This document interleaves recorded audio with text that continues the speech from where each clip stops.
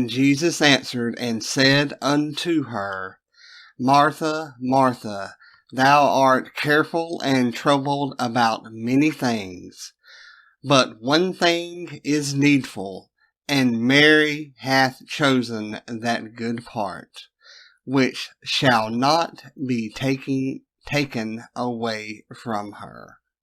And that is Luke chapter 10, verses 41 and 42. 620 Live, so that we may all speak boldly. As we get ready to go over Luke chapter 10, verses 41 and 42, we really need to get the context of the situation and especially go over verse 39.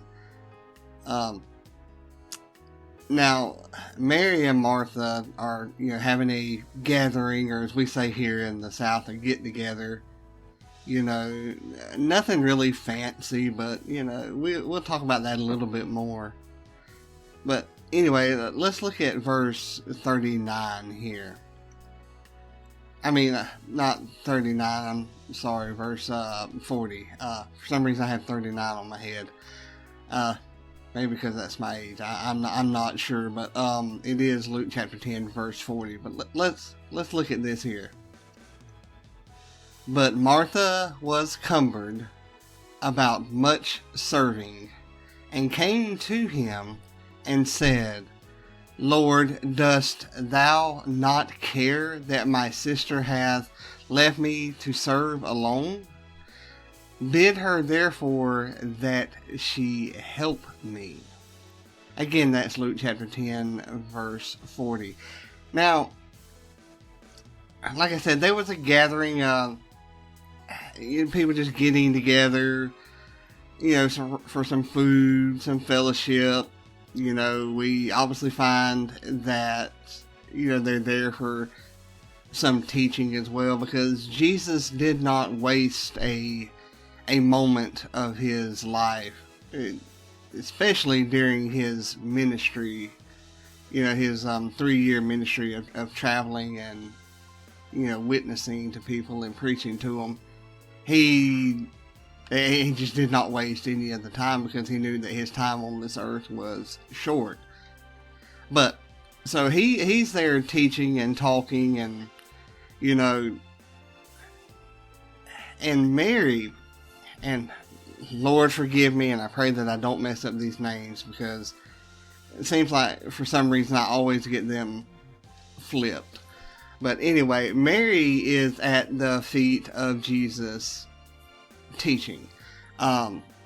She's like kneeling there, sitting there, taking his, listening to him as he teaches. And Martha is more concerned with, the other people. I'm not saying that she doesn't love Jesus and doesn't listen to his teaching and learn from that. That's not the case at all. But in this particular circumstance here, Martha is more concerned with everybody else.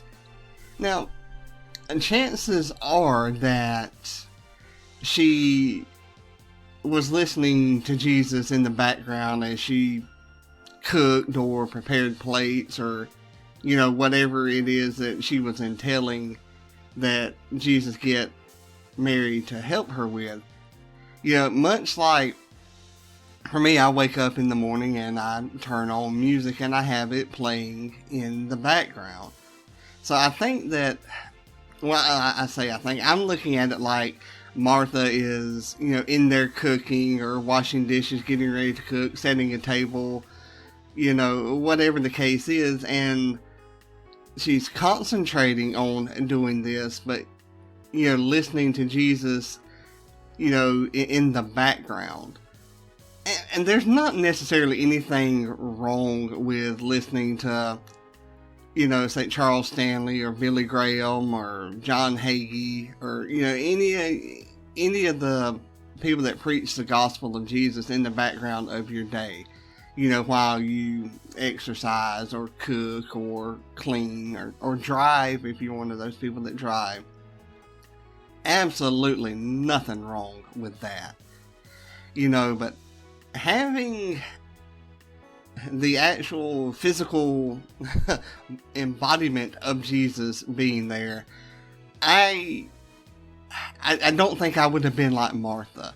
I think I'd have been more like Mary and been at the feet of Jesus and listening to him teach. And I say that's what I would have done, but at the same time, this is hindsight looking at this. In the moment, people do things that they wouldn't normally do. But let's look at Martha. Why did she come to Jesus and ask him to get Mary to help her? And I say ask, it was whenever I read that verse or whenever I listen to it, I hear more of a statement than a question mark there. And that could be me because I've read a lot of books or am putting something of my own into this, and I'm not meaning to, but I just get the feeling that she's not commanding Jesus to have Mary help her, but like insisting ain't the right word, and delegating. I just had the word in my mind and I can't think of it. She's more like requesting, encouraging Jesus to get her to help her. But the way that she said it is not important. I mean, I'm trying to explain it, but it's overall the importance of that is not really there. But the way that Martha is feeling is extremely important here as we go over this, because Martha is us.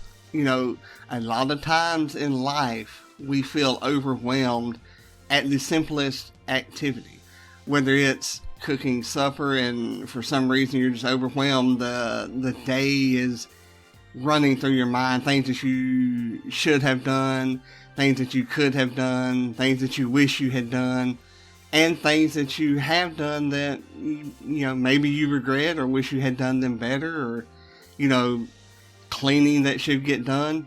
And I'm thinking about my house there.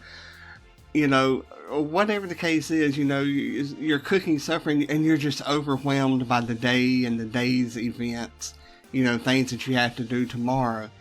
And this is what Mary, I told you I'd do it, what Martha's going through here, because she's cooking and cleaning and getting the food ready or cleaning the food and all that away. Like I said, that's, what she actually is doing is not necessarily important, like specifically doing, but she's away from the teaching of Jesus, which is what is important here.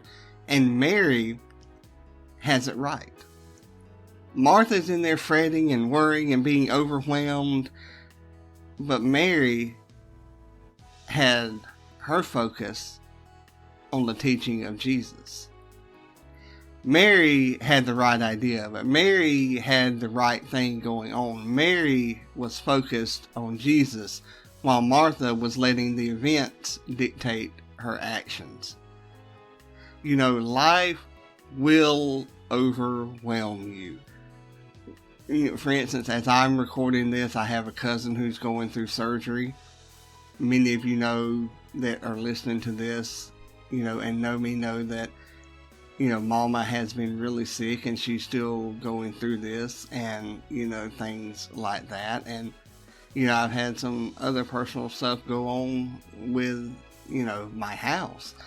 And, through it all, and I'm not tooting my own horn, and Lord, forgive me if that's what it sounds like.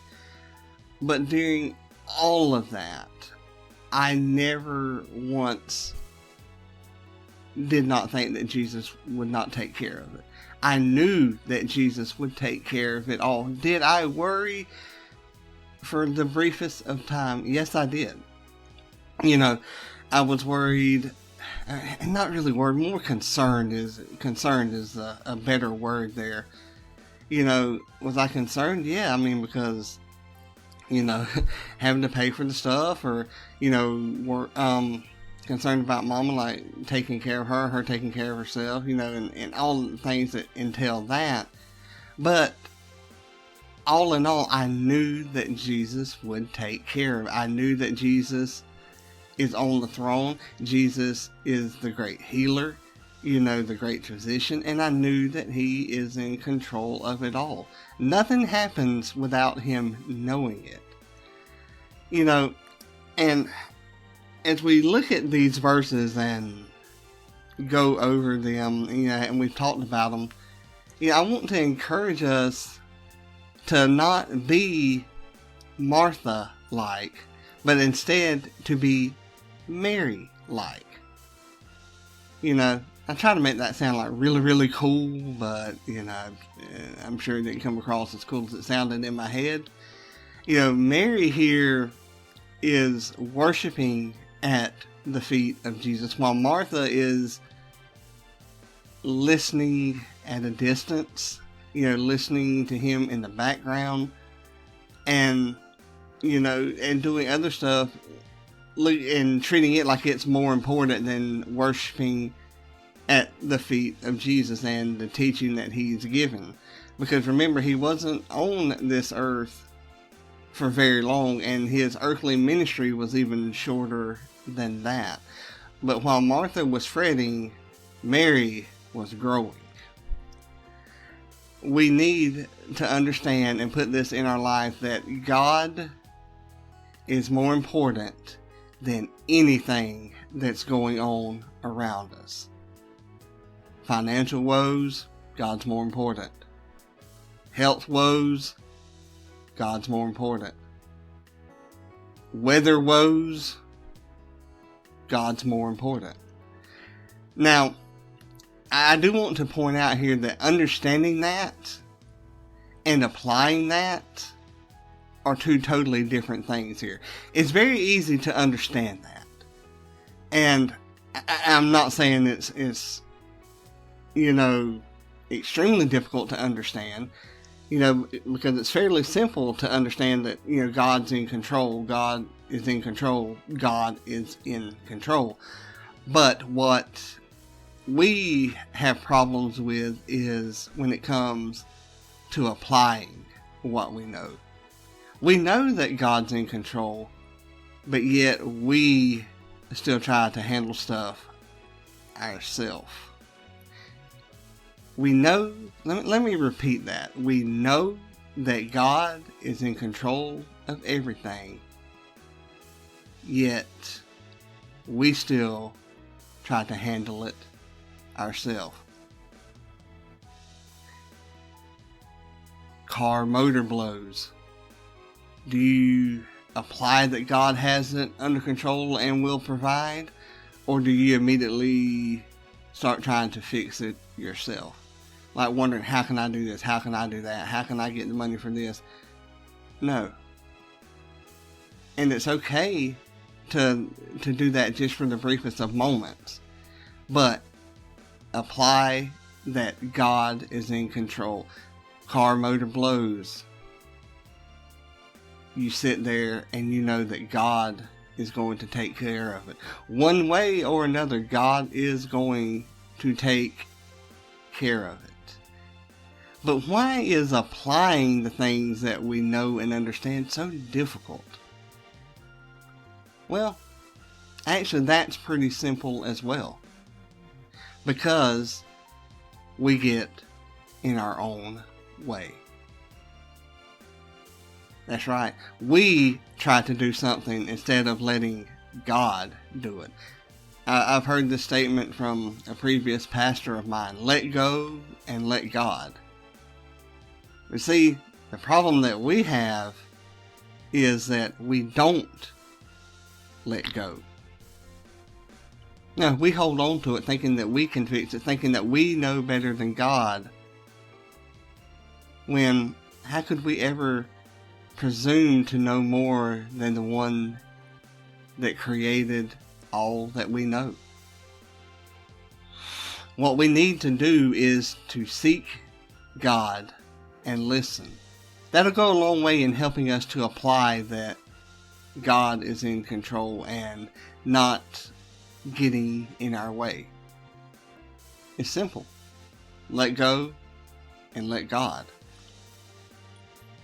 Whenever we're overwhelmed, we need to let go and let God. You know, we don't need to be like those men who were in the boat. But what am I talking about? Well, let me tell you. Let me read these verses to you from Mark chapter 39, from Mark chapter 4, verses 39 and 40. That's where I was getting the 39 from. Oh, well, that and I am 39 and I will be 40 in July.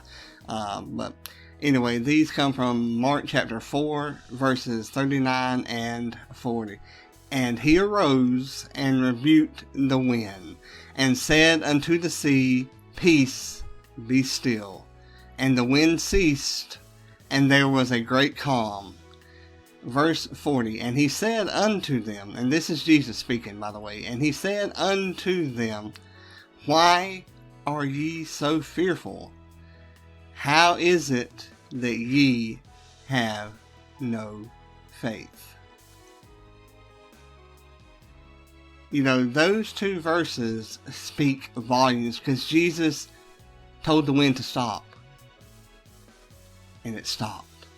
Jesus told the seas to be still and tranquil and smooth, and that's what the sea did.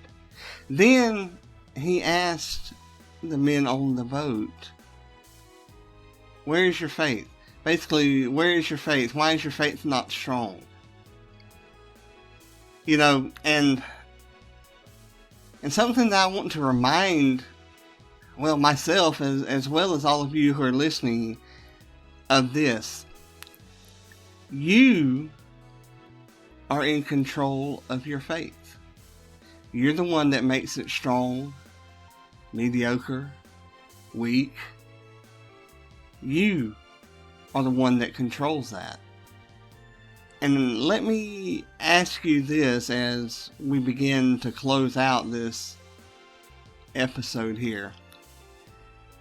Is your faith that of Martha and the men in the boat? Or is it like Mary, strong and focused on Jesus? Hey, thank you for listening to the podcast. You know, it means a lot to me. I just ask that you please like, share, rate, review, and if you want to keep up with each and every one of the podcasts, be sure to subscribe as well. You can visit us on the web at www.620lifepodcast.com. Again, that's www.620lifepodcast.com.